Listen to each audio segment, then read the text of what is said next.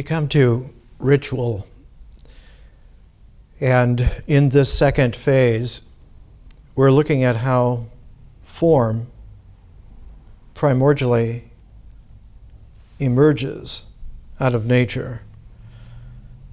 And we're trying to appreciate that nature as a process has no form, but delivers a context which allows for form to emerge and to become existential. And we're going to see that the primary purpose of existential form is that it be preserved by ritual. This means that ritual does not originate with human beings, but that ritual is also evident in animals. It is also evident in plants. It is evident in inorganic minerals and rocks. So the whole question of ritual needs to be expanded so that we don't limit ourselves to a social realm. And yet, one of the major functions of our learning is to understand how the social realm is basically a pattern of ritual, and that pattern of ritual is to ensure not only the conservation of existence, that life goes on, that things really are what they are, that they become objective, but that tapestry of objectivity continues to emerge from nature, that it not be static, but it be a dynamic, objective form. And so ritual is always involved with cycles of existence, with the following of what could be identified as a ritual year, and that ritual year are practices which happen at the right time, add up to the right season, and the right seasons in their concourse make the year, so that the ritual year is embedded in the natural flow. That nature, as we saw, has a dimension of time. And that dimension of time, as it moves, generates the other three dimensions of space. So that essentially time, as we saw, is not a fourth dimension, but the first. And so the dynamic of time carries not a line so much, but it carries a flow. And in ritual, that flow is brought into a focus so that there are lines of development. And what we're going to sensitize ourselves to is how permanent the ritual comportment is on this planet.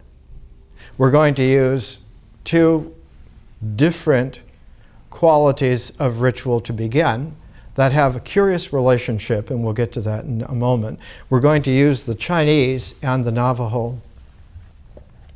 And for the Navajo, we're going to focus on Gladys Reichardt's Navajo medicine man sand paintings. The sand paintings of the great medicine man Miguelito. And we're going to pair with it the Confucian classic, the Analects. The Confucian Ritual Order is the basis of Chinese life and has been for about 2,400 years and still is. And the Navajo medicine man sand paintings go back to almost primordial times. And we'll see that there's a very curious blending that goes on for two widely disparate reasons. The first reason is that the American Indians all came from Asia. They were Asiatic originally, But when they came to the Americas, they came in two different waves. And the two different waves register as two different blood types. All American Indians have two different blood types, and only two. They have A or B. The earlier incursion from Asia, happening 20 to 25,000 years ago, came not by an overland bridge, but came by early boats crossing the Aleutian chain and coming down that way by sea. And this happened a very, very, very long time ago, so that most of the South American Indian blood types, all the way up to the Mexico-US border, are very similar, and the language families there have an affinity to a language that we're going to talk about more next week, Uto-Aztecan. And the Uto-Aztecan language is characteristic of a very long development of those Mexican and South American Indian languages. And the furthest that that language seemed to penetrate into North America is that all of the Pueblo peoples, the Hopi, the Zuni, the Kiris, they speak a language which is very similar to Uto-Aztecan, and the Uto-Aztecan is very similar to an ancient quality of language in China, especially that part of China that is currently called Tibet. So that when the Tibetan lamas began understanding the United States about 40 years ago, they were surprised when they went to, like, the Hopi Reservation was the first place. Thomas Ben-Yaha, who was a elder of the Hopi Nation and stayed with me for a while and gave lectures in the early 1980s out of my house, was surprised because the Hopi people were very similar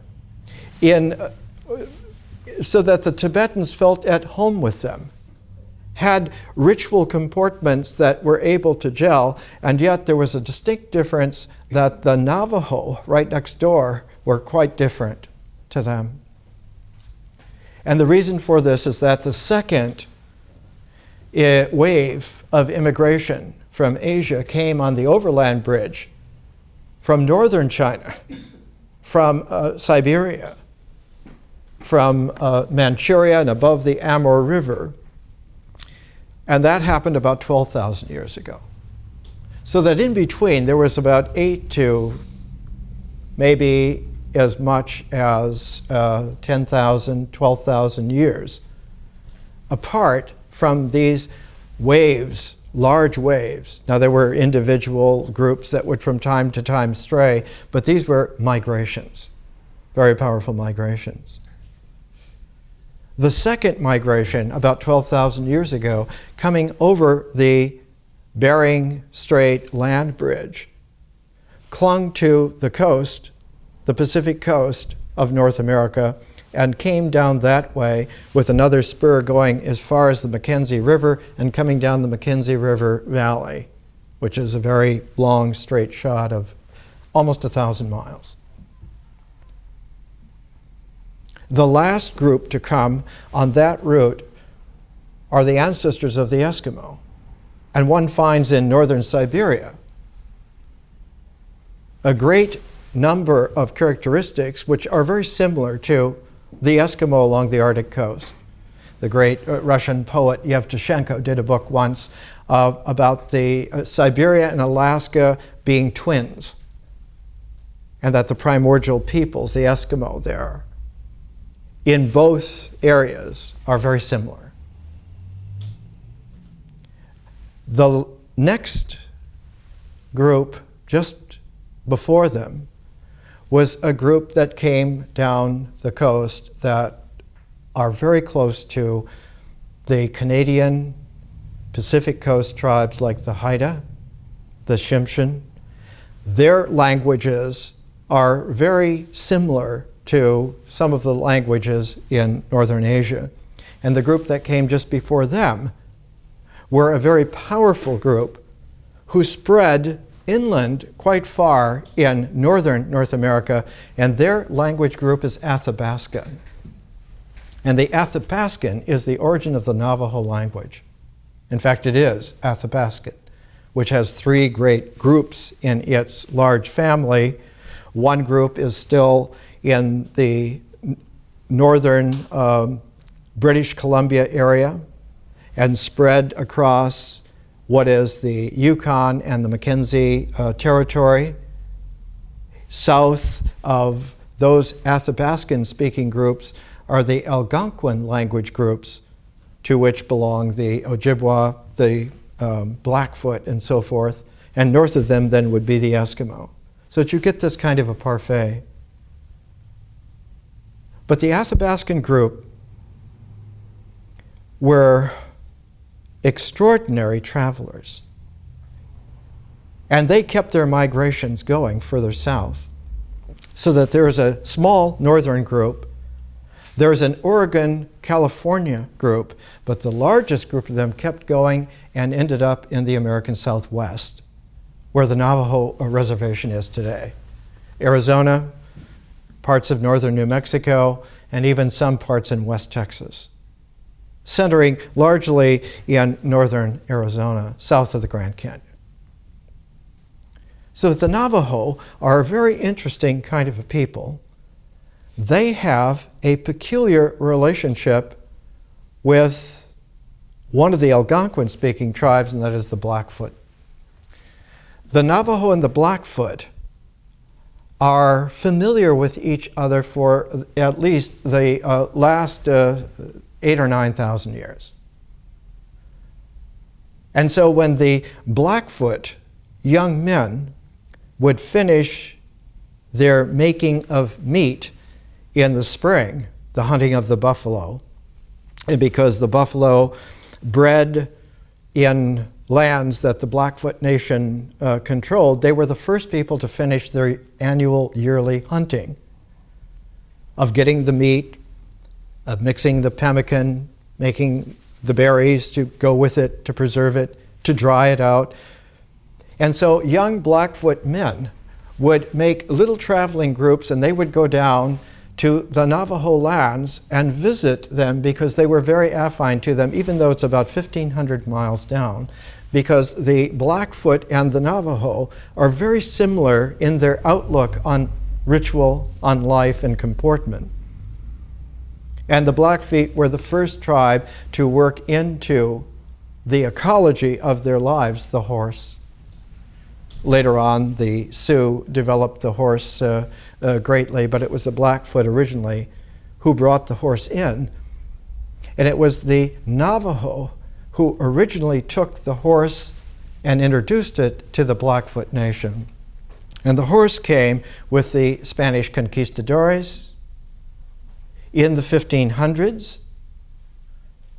And so checkered was that early conquistador, missionary interchange with the tribes of the American Southwest that by about 1609 they were fed up, and all of the peoples, the native peoples of the Southwest, threw out the missionaries, threw out the conquistadores, and it was several decades before they were reconquered and recaptured. And at that time, they realized that the superiority of the horse, which was the beast of military prowess, as well as a beast of burden, so that the Navajo and the Blackfoot were the first tribes to really tame and understand the horse. And today you will find that there's an extraordinary difference. If you see a Navajo and a Hopi, though they have lived next to each other for hundreds of years, maybe 500 years, they are markedly different. The Hopi will always walk, he will never ride a horse. The Navajo will ride a horse every chance he gets, he hates to walk. The Navajo are tall and skinny, the Hopi are short but like Tibetans, very burly. And so there is this marked difference, and because they have so many different types, the two societies have never mixed. The language families are different, the heritage is different, the rituals are different. And when we come to look at the Navajo sand paintings with Gladys Reichard, it's important for us to understand something here, and this is a little publication done by the Taylor Museum of Colorado Springs, 1960. The author, Leland C. Wyman, is a great anthropological figure on the great ritual cycles of the Navajo. And just a sentence from him. What are sand paintings? The Navajo regard their universe as an orderly, all-inclusive, unitary system of interrelated elements full of powers which are indifferent or good when under control, but which may be potentialities for evil when uncontrolled. Some, such as ghosts of the dead or certain beings like snake, lightning, or coyote, have greater potentiality for evil than others, and some are predominantly good unless connected with excessive activity. Improper contact with inherently dangerous powers, direct or indirect, conscious or unconscious, breach of traditional restrictions in relation to the supernatural, or the malevolent use of ritual knowledge by witches may lead to the disturbance of the whole normal order. So we have to imagine here an image of ice, that when ritual keeps to its traditional dynamic base, and its fabric is kept ordered by the interrelationalities that are calibrated to work with each other just right, then the ice is thick. But when there is something that is interfering with this, the ice becomes thin and it can break, and when it breaks, the entire society goes into chaos. The entire tribe, the entire nation of many tribes. And so there is this constant realization that ritual resolves itself in a community which includes the ancestors. And this is very much like ancient China. Chinese roofs are curved so that any kind of indirect malevolent spirits will slide off and up and away. The way in which the Confucian order in China 2,400 years ago was cemented together is very similar to the way in which some American Indian tribes are put together, and we'll see that the Navajo are extraordinarily similar. Whereas the Pueblo peoples are similar to the Tibetans, the Navajo, the Blackfoot, the Algonquin tribes of the north. Algonquin was a family group that spread from the Rocky Mountains to the Atlantic Ocean. It was a huge swath. And below the northwest of America, where the Algonquin were the Iroquois tribes, the 6 tribes of the Iroquois that went all the way down to northern Georgia and all the way into upper New York State. So that you have these large family groups, large language groups. What is surprising is the language diversity of the Indians of North America. When the original survey was taken by the Bureau of American Ethnology, the first volume came out in 1911, the second volume came out in 1922. Even at that early date, they had identified 55 language families in the North America north of Mexico. One of the surprises is that Los Angeles had more linguistic diversity in its basin than all of Europe. More than 20 families of language were spoken in the Los Angeles Basin area. So that this place has always been a mishmash of all different kinds of people passing through and leaving a few remnants and then new people coming. And eventually you had this confused, not a parfait of things, but like a succotash. And so Los Angeles has always been a confused mixture of too many different kinds of people so that it would never gel. And one reason that Los Angeles has no form is that it has not gelled yet and has, therefore, mysteriously, a natural dynamic which is mystical. And it seems unbelievable that Los Angeles should be a mystical place. Anyone who drives through the 100 miles either way of Los Angeles would say this is the least mysterious place on earth, when in fact it is. It is one of the most mysterious places on earth. The angle of the spread of the Los Angeles Basin is exactly the same as that of the Egyptian Delta. And so there are geographical similarities between Los Angeles and classical Egypt, not just on a geographical quality, but emerging out of nature itself in the form of the rituals of the land. One of the qualities in ancient Egypt was that the fertility is very narrow, the Nile River Valley, and to the west of it is the Great Desert. Very much like the Los Angeles scene, but it is in the desert that one finds the paradise. The Western paradise is in the desert, not in the Mediterranean Sea or the Pacific Ocean, but out there in the wilderness. And so there is this curious kind of equality for us to appreciate that the Navajo located themselves out into the northern Arizona desert because for them it had a special mysterious quality.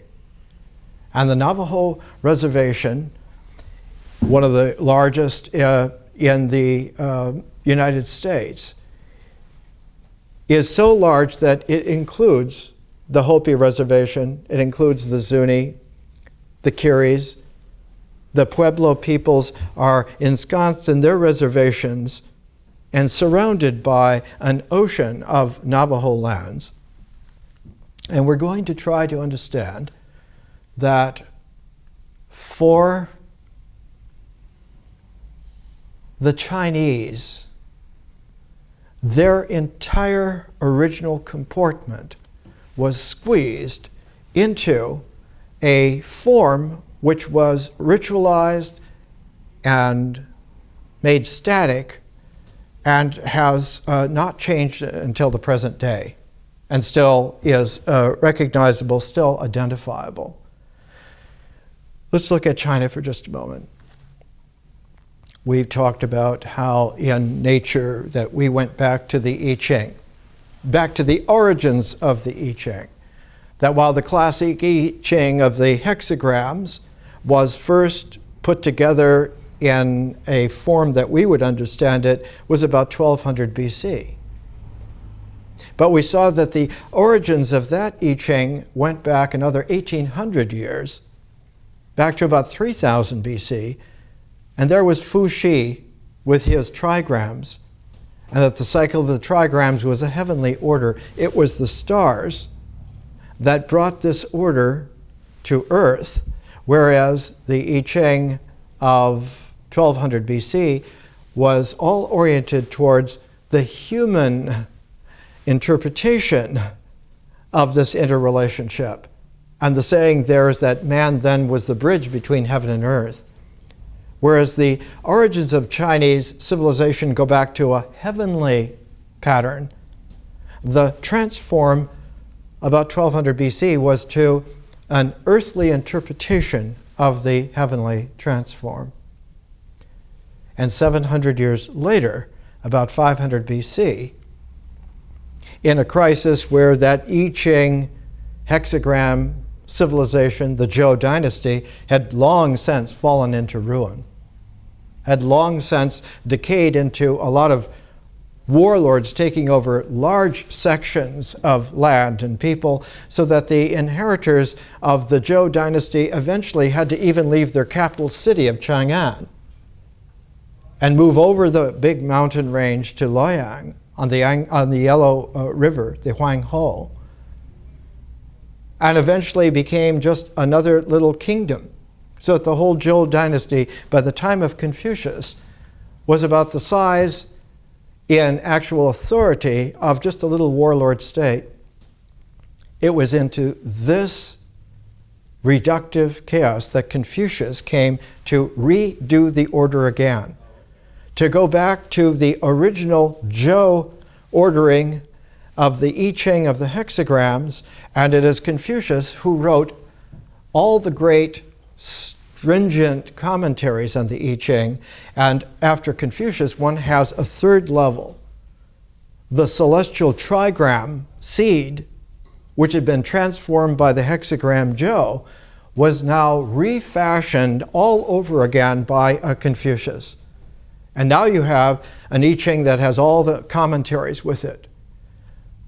The Ta Chong, the great commentary, is usually excerpted and given by itself, but all of the other commentaries that he wrote are distributed all the way through it, so he doesn't just recut it, but he dyes the fabric and in places just reweaves it completely.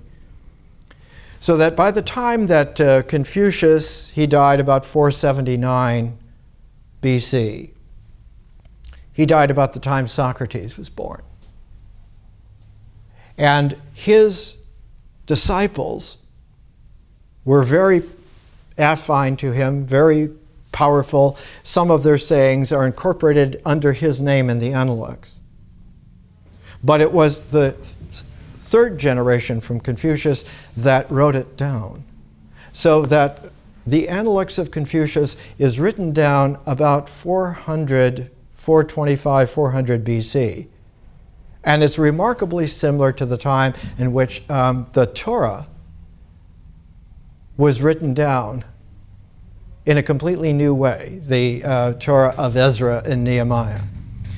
After Moses is about 1200 BC, Ezra and Nehemiah about 800 years later. And the reason that Ezra and Nehemiah had to write the Torah down is that the Jewish population had been in exile en masse for 70 years, mainly in the Neo-Babylonian Empire of Nebuchadnezzar in Persia.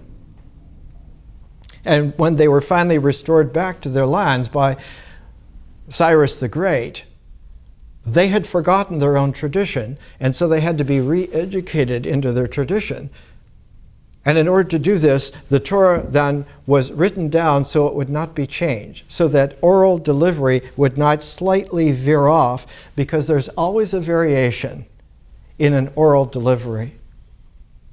In fact, there is a snag in ritual, because you didn't have a written language yet when ritual was really brought into play, that the rules of ritual have a numerical basis, a number traction to it that is completely important and, in fact, is a characteristic of unity. Ritual unity always includes the ability to count right. Now, this is a characteristic of young human beings everywhere. If you've ever raised a child, you know they get to a certain age when they want to count everything, somewhere between 2 and 3. And that they become very good at counting before they become literate. And in fact, the characteristic of written language is that numeracy precedes literacy by about 6,000 or 7,000 years. We have archaeological evidence that there were written numeracy capacities back about 9 to 10,000 BC. whereas literacy is a different thing. And written alphabets, written characters are much, much more recent and only go back about 6,000 years. 5,000 years where it really began to take hold. And in this, the China of Confucius goes back, like Ezra and Nehemiah, and makes sure now that the ritual comportment of Confucius is written down so that it is able to be maintained. The action of the rituals has a numerical structure, but the admonition of it has a written quality. And when one comes to the Confucian writings, it always includes a report of a dialogue. The master said, so-and-so came to see him, and he says to him such and so. And this is Confucian says. But the Confucian says is in the form of you reading it, having had it written down. Now, all of this is extraordinarily important. It seems simplistic at first until one begins to understand that there is something very powerful in this. One of the world's greatest linguists, he worked for 70 years. He was like the Einstein of linguistics. He was a Russian, born in Moscow, and then he was fleeing all of the difficulties and in the Russia of his day, and went to Prague in Czechoslovakia, now the Czech Republic, and was there for a number of years, and then fled the Nazis, and went finally to New York City, where he created a third generation of geniuses. He has this to say in one of his last books. He was in his late 80s, and he says, in language and in the science of language, the presence of an interlocutor is of fundamental importance. In other words, that there is someone to talk to is of fundamental importance, and it has a ritual hook to it. The mastery of language is a dialogue, and the development of language is also a dialogue. The account of the relations between individual and collective contributions to the science of language and of its artistic transformation gains its productivity when submitted to discussion.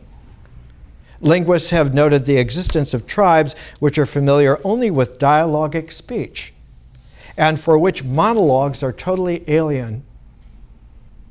We still carry the honest that somebody is crazy if they talk to themselves. He's muttering to himself. When young actors are given monologues to practice, the director looks to see whether they're delivering it as a soliloquy that would be set in a dialogic context, or whether they're just giving a rote report. The rote monologue goes back to a primordiality, whereas the soliloquy is a part of the dramatic action interchange that takes it out of ritual and restores it to art. Plato's dialogues were only possible because Greek theater had already developed the whole dramatic sense of talking together. With Aeschylus, one had just usually two actors and a chorus, or sometimes one actor and the chorus.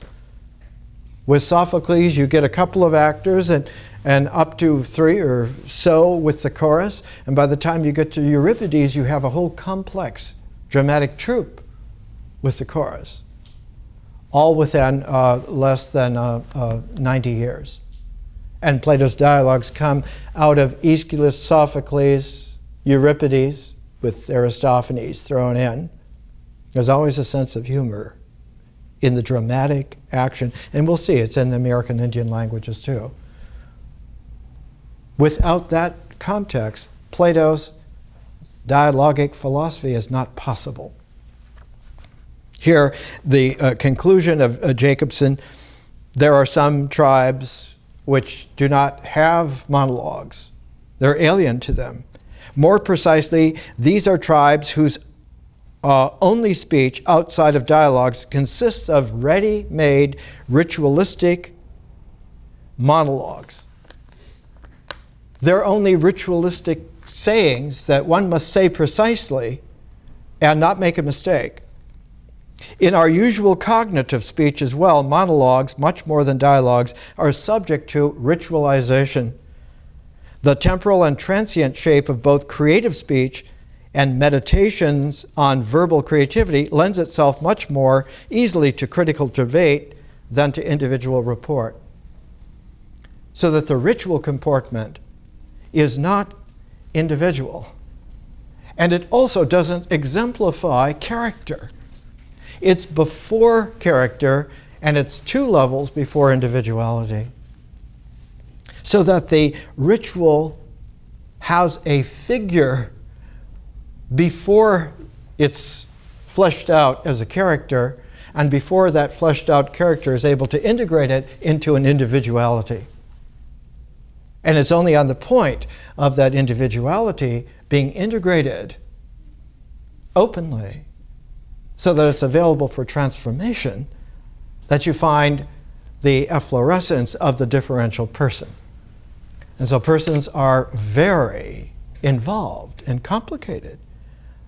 And they do not occur in nature. They occur mysteriously so that nature accepts them. But spiritual persons are not natural. They are supernatural. Not because they are supernatural as ghosts, but because they are supernatural. And this is one of the difficulties on the ritual tribal level. The visionary, rare person was always someone to hold aside. If you notice somebody in the tribe who had some kind of illness and now had a mystical vision out of that, they were very special. They have to live apart. They have to not be worked in the ordinary way. They have to be kept in a very special place for the mysterious. And one finds that characteristic, especially in American Indian tribes, especially in the tribes of the great American prairies.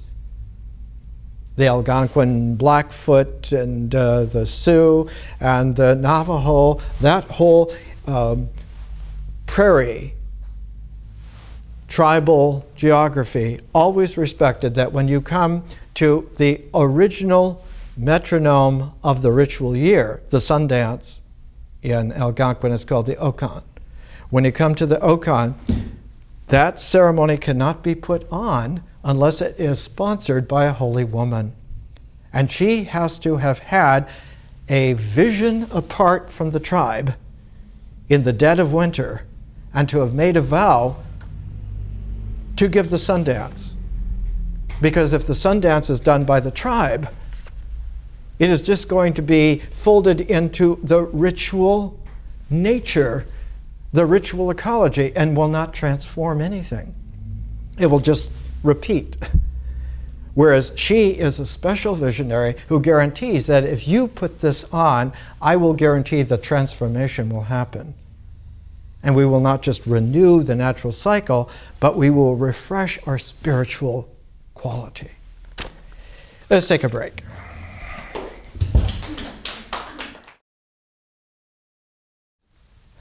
These are the two figures that we're beginning our calibration of ritual with. Confucius in a traditional portrait, and the Navajo medicine man Miguelito.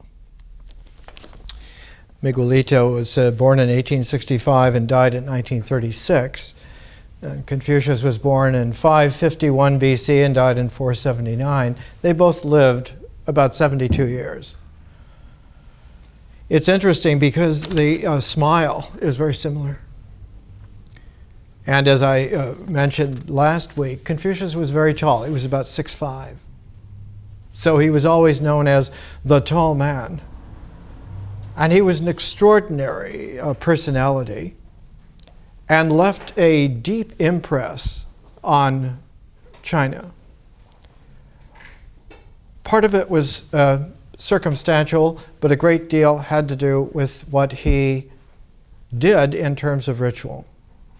Last week, in the presentation, which was on the Tao Te Ching, I remarked how Lao Tzu, in this time of crisis, Lao Tzu being about 2 generations older than Confucius. By the way, his name in Chinese is Confucius, and the Jesuits, who only knew Latinization of Chinese, pronounced it Confucius. And so Confucius comes down to us from the 16th century, 17th century Jesuits. Confucius, Master Kong, had a particular quality. As a mature man of about 45, he went to see the old sage Lao Tzu and was struck by the fact that Lao Tzu, who was one of the most sophisticated and educated men ever in Chinese history, he was the head librarian, the chief archivist for the royal house of the surviving Zhou dynasty and their capital, Luoyang. And when he was very old, somewhere near 90, Confucius went to see him and recognized, and was reported to have said, "I have seen a dragon man today, and no one can understand him." The original dragon man was Fuxi, who lived 3000 BC, who lived 2,500 years before Lao Tzu. And Lao Tzu, in a time of crisis, went all the way back to Fuxi. And Fuxi was the original dragon man. He's often shown of having a serpent's dragon body. And when he's shown with his consort, Nu Gua, their snake tails, their dragon tails, are intertwined like a double helix, like a hermetic caduceus. So that in the Central Asian Gobi Desert, which has been desiccated for the last 1,000 years, and hardly anyone lives in that whole Taklamakan desert area. When early 20th century archaeologists went there, they found in the ancient cemetery of Lulan in the center of the Gobi Desert fabrics that had the hermetic caduceus on it, and portraits of Nu Gua and Fuxi with their tails intertwined just like the hermetic caduceus. The understanding in Lao Tzu's time that comes out in the Tao Te Ching is that one has to go back to before existence happened to be able to calibrate your existence with reality. And so he went back to that Paleolithic wisdom that the stars bring to man, and Fuxi becomes the original dragon man recontacted by Lao Tzu. But Confucius, a younger man by about 2 generations, understood that only dragon men can go back to the primordial reality before existence. That what counts for man is the social world. While Lao Tzu goes back to Tao and bases Te on its relationship with Tao, so that the zeroness of Tao and the oneness of Te together as a set make a binary that one could then develop such a thing as the I Ching. Confucius takes that as a given and says what's important for us is that the use of that set of Tao and Te is the use that human beings put to it, and that the human nature is Zhen.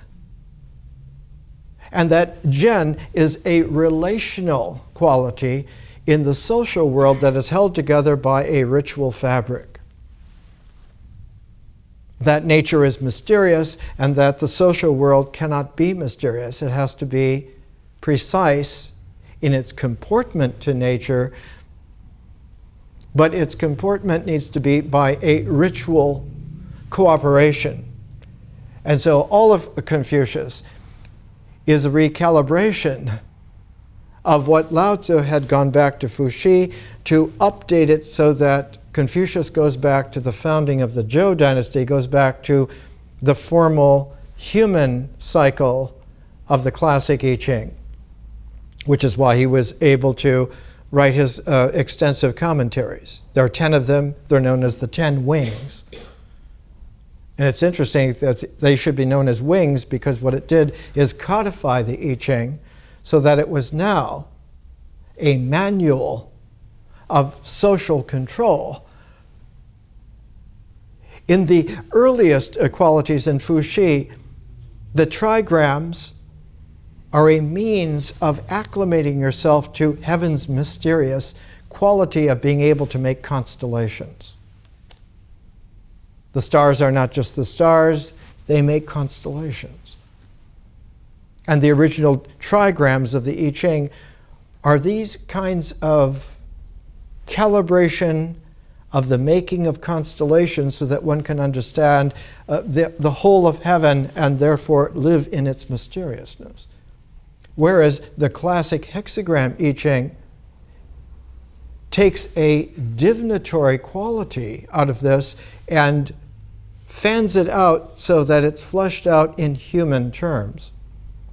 Confucius takes this I Ching of the hexagrams and puts all of these commentaries on it, so now it is able to be a pattern that controls not just a divination of an event, but controls the ongoing event of the social world.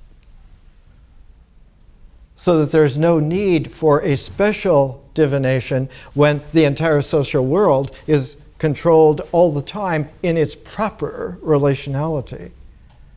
And so you find with Confucian China that it is a ready-made philosophy for social control. And within 200 years of the writing down of the Analects, in Chinese it's called the Lunyu, the sayings. The sayings of Confucius become the basis of the first great Chinese empire. The empire that was set up by one man, Qin Shi Huang Ti, who gave the name Chinese to everyone, so that everyone today is Chinese, meaning they belong to Qin. They're still his.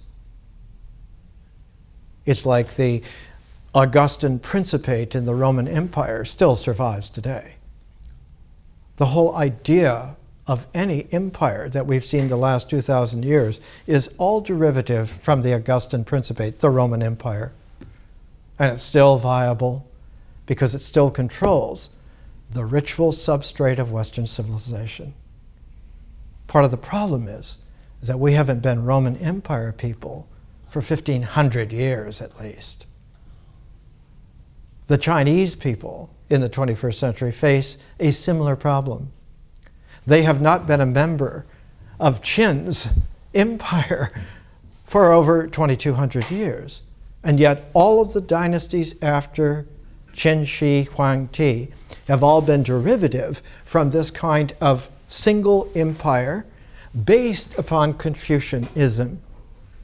And one of the qualities that you found in late 20th century China is that the Chinese use of Marxism, the Chinese use of Marxist Leninism, was all based upon Qin Shi Huang Ti's empire, on the Chinese version of it, and it suffers from fatal flaws. In fact, one of the most recent studies on Confucius, published here by Harvard, 1991, The Trouble with Confucianism, William Theodore de Berry has been the head of the Oriental Studies program at Columbia University for 50 years. There's a trouble with Confucianism. One of the qualities in Confucius is that he bleeds into Confucianism without leaving a trace of his individuality, because the purpose of ritual is not to be individual, but to keep control of the pattern so that it doesn't stray away from its dynamic, and its dynamic purposes have to be kept intact. At the time of the Cultural Revolution in China, Confucius was so shadowy a figure in most people's minds that the Gang of Four, that's Mao Zedong's wife, the actress, and several of her confreres, had first to resurrect him before he could be pillared and crucified. Despite his rejuvenated attention, his status remains unclear. The reason for this is that in the long time since Confucius,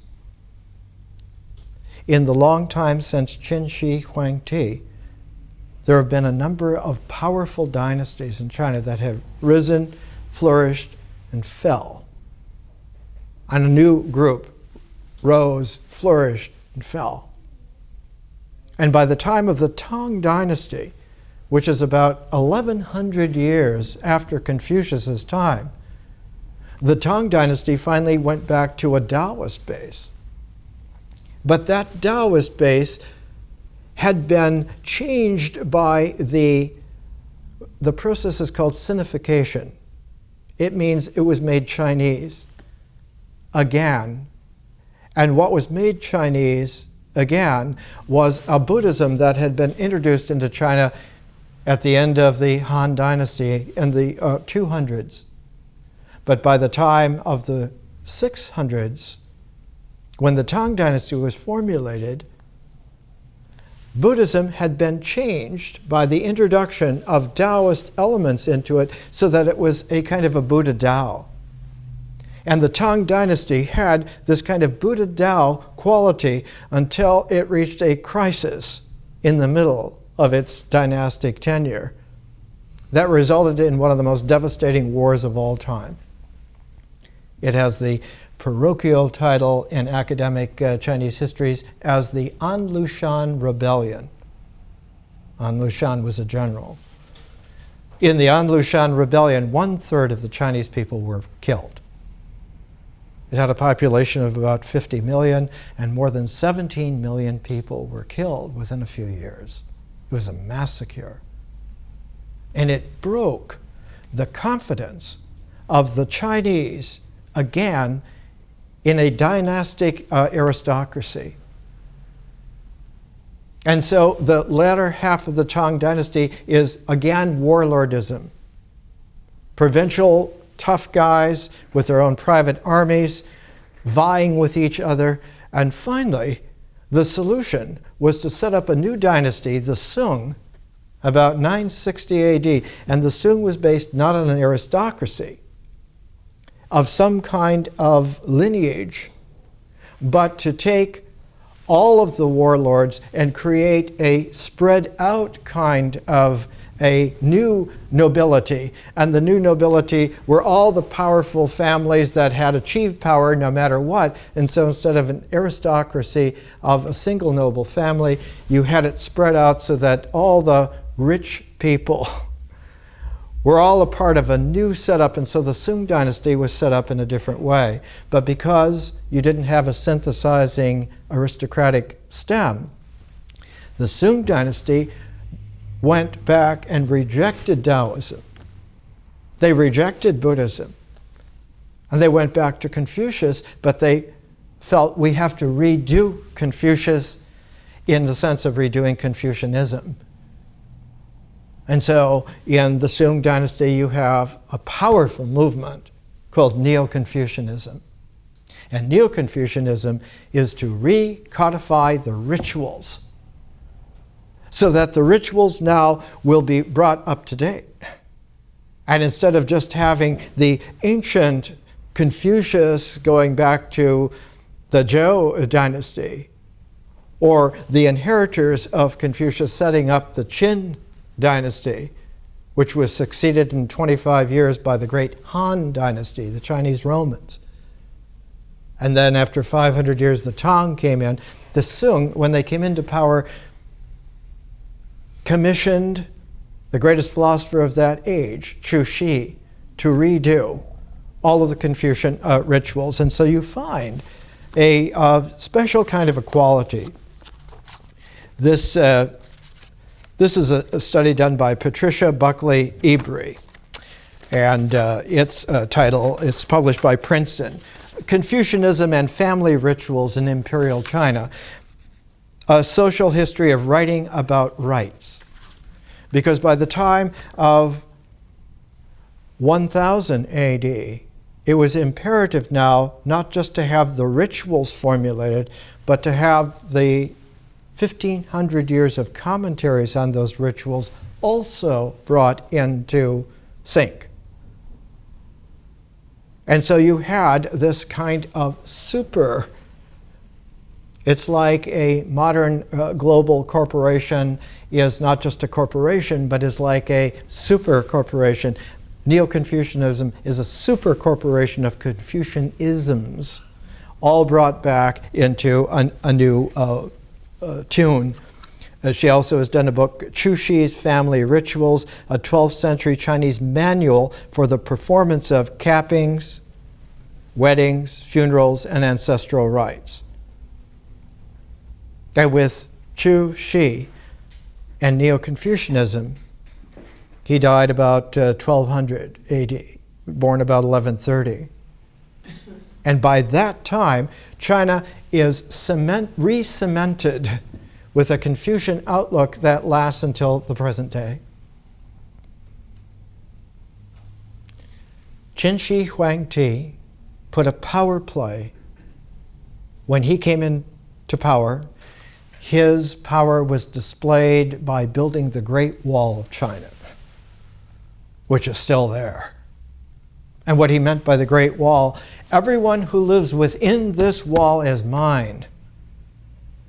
And everyone who is outside that wall is a barbarian. They are not us. And so we must be very careful to remain us and not be sabotaged by them. And their only purpose is to provide fodder for our people to maintain the us. And in order for the Han Dynasty to improve on that, they took Confucius and his cycle of rituals and strengthened it and upped the ante and made it the basis of all advancement. And they called it the Chinese civil service. If you want to do anything in China, you must train yourself as a young man to pass the civil service exams at the highest level that you can. And it is the highest levels of the Chinese civil service exams that are given the plum jobs. Everyone must do this. It is a draft of your intellectual capacities. It is a draft of your social order in the pecking levels that you're going to have. And so what was inculcated in the early Han Dynasty about 200 BC already, that Chinese civil service exam lasted until 1911. It was still in place. And for 2,200 years, China was run by this. No matter who came in, this was the substrate.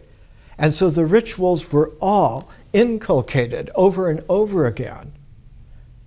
But what happens in a ritual inculcation is that there is no individuality respected or expected at all. It's not a matter of someone becoming an individual and then being accorded some kind of acclaim. The individual is a sore thumb. If you stand out, there's something wrong with you. So that the whole quality is there that if you respect the pyramid of the ritual order, you will find your natural place within that, and that will be your place. And this is the way that things run smoothly. And so the quality that's there in Confucian China is that you are brought together in a very special primordial way.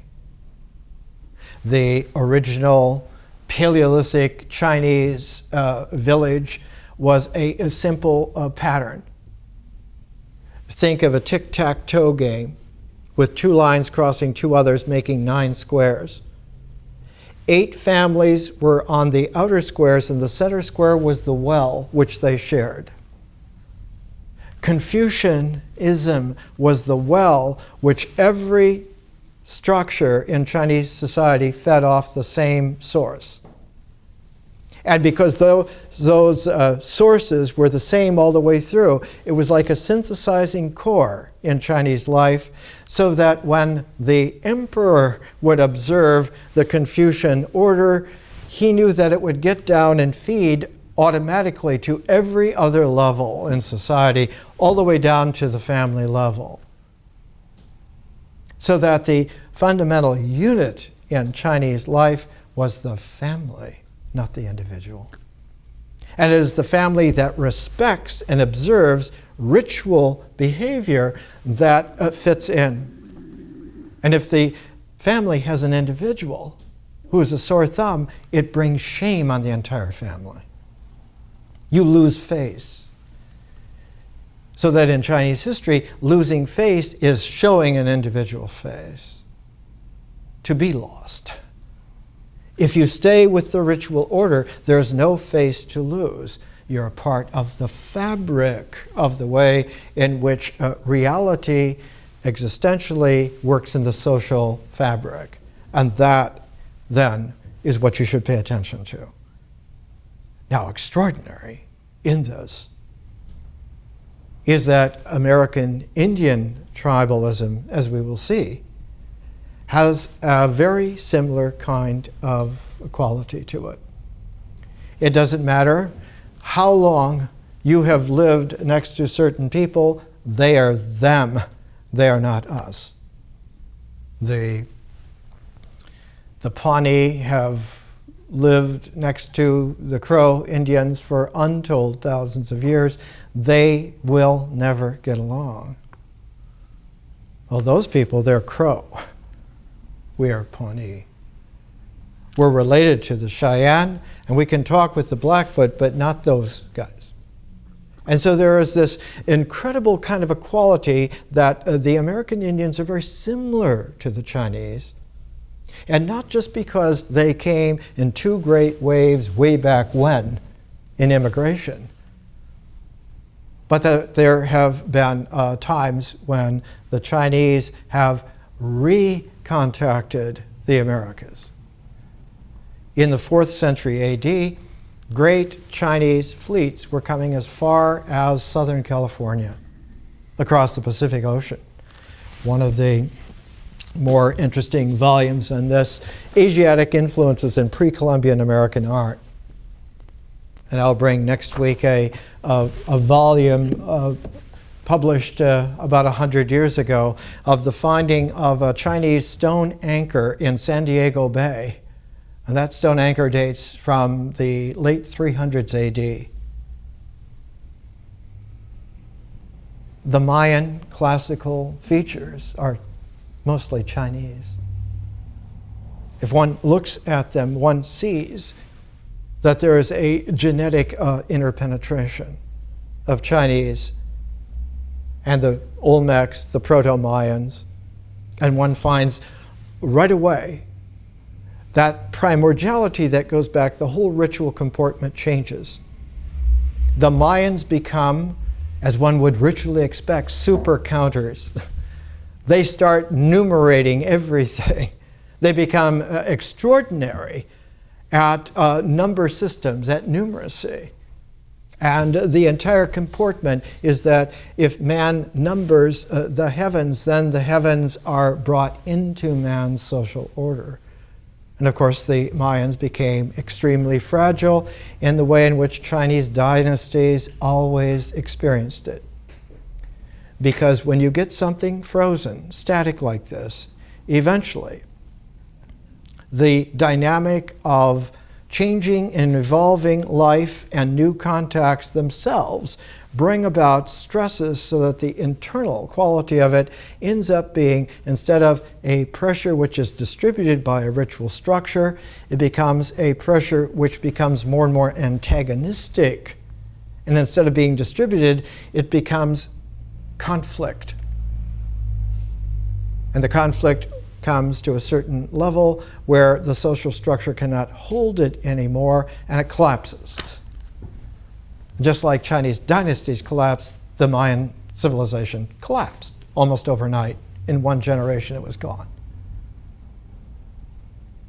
Palenque was one of the largest cities in the world.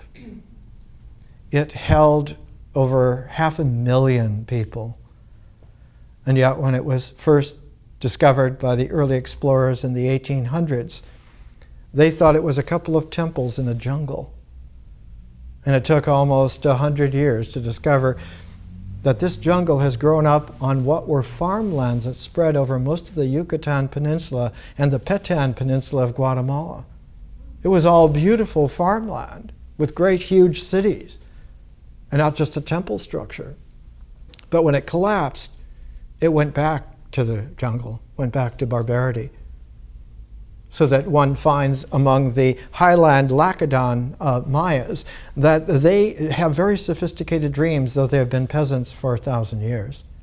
They have very refined symbolic dreams because they were once a super civilization of people. We'll see with the Navajo and Chinese together that it gives us a context within which to appreciate that the ritual level of our experience as human beings is of enormous importance to us. What will come out of that ritual form, that ritual objectivity, is a new quality of process. And that quality of process, while it starts very small, it's the process of myth. The way in which feeling-toned language images seep out like sap, or like the perfume of flowers, or like rare distillations, and finally begin to accumulate. And this ritual static structure gets greased, gets oiled, gets to moving too fast for its preservation in its old form and begins to have to change. And we'll see that with the mythic process, the level of human life becomes much more sophisticated. All of a sudden, what counts is not just that you are a part of the ritual structure, but that you develop a character which is the origin of the individuality. And that when the mythic horizon of feeling-toned language images, which begins to create a new kind of space, a space that is not on the geography, a space that's not in the social network, but a space which begins to be like an interior realm. And that interiority, that interior space, begins to host the process of feeling, the process of myth, of images, the process of language, so that the interiority of that space becomes enriched by feeling, by images, by language. And all of a sudden, there is a further integral where there becomes a center to that, and that's the birth of the individual. And for the first time, the mind comes into objectivity. Literally flames into existence because there is someone there There's someone home. There's someone who inhabits this body, conscious at times, but ready to receive consciousness. And so the development of individual personality in a mind that is centered is all concomitant on what is squeezed out of ritual and comes into mythic quality. But it takes a while to appreciate. One of the reasons that Confucianism failed is one of the reasons why the Roman Empire failed, and all these ritual-based structures fail. They refuse to interface with the new. They refuse to interface with others who are different from us. And part of the challenge of the late 20th century, early 21st century, is to realize that the whole planet full of human beings constitutes a natural reality, even though it is not a social structure at all. It doesn't have any ism that spreads everywhere. Nevertheless, it is a pool of humanity which has its own natural unity. It used to be called in the 50s the family of mankind. It used to be called 2,300 years ago by Alexander the Great the ecumene. It meant that all of mankind was of a single family that lived on the planet as their home. The landscape of man is the planet itself. And only when the planet can be seen unified, whole, and healthy will then it have a population of people who live there. Otherwise, all the social structures that have been made live within little colored squatches of toy globes. Those people live on pink lands. We live on yellow lands. There are people on green lands. We have to get rid of those globes that have the political, social, ritual-based structure and begin looking at the planet as a whole. And when one looks at the planet as a whole, it looks like a blue swirled marble. It doesn't look like a school globe. And one realizes the problem was with education. Because even to today, if you go into educational places anywhere in the world, they have their own little globes teaching the youngsters all the way through university that you're such and so, and they are different from you. They're the barbarians. We need to bring blue swirled marble globes into the kindergartens so that they can see you don't live on a pink continent and those guys are on a yellow continent. We all live on a planet, and that this planet has its consonants in a whole star system. A lot of planets, really a lot of moons, an incredible number of asteroids and smaller bodies. Just 2 weeks ago, one of the largest bodies beyond Pluto was discovered and given the Eskimo name Sedna. Sedna is about 1,200 miles in diameter. And the realization is that beyond Pluto, there are more than 100,000 worlds larger than 200 miles in diameter. If you really want to test your theories about your understanding of life in the 23rd century, you'll be able to have your own world with all your friends. There's plenty out there. And there are star systems beyond count. One of the qualities is that education has to give over again to a more primordial activity. And education is a social form of keeping tradition alive, whereas learning is a mysterious cosmic form that's both natural and conscious at the same time. We're involved in a learning, but it takes a while to get acclimated to it because we have to unlearn all of the inculcated patterns that have been stamped on us on every single level for thousands of years. The mind that we use to think with is terribly prejudiced and is in such fragile condition today that it is like the thinnest of ice. It's just a layer of frost on most things. And yet people cling to it because beyond that, there is only that kind of barbaric confusion, that chaos that's out there. It must be out there because that's what we do. We protect ourselves from it. It isn't. It isn't. The structure of the living organic cell is that it has a membrane that is permeable to energies of all kinds. That's how we live. And every single cell has this. So instead of being mulched up for some super empire that will never work anyway, we're learning how to be real in a cosmos that invites us to adventure. More next week.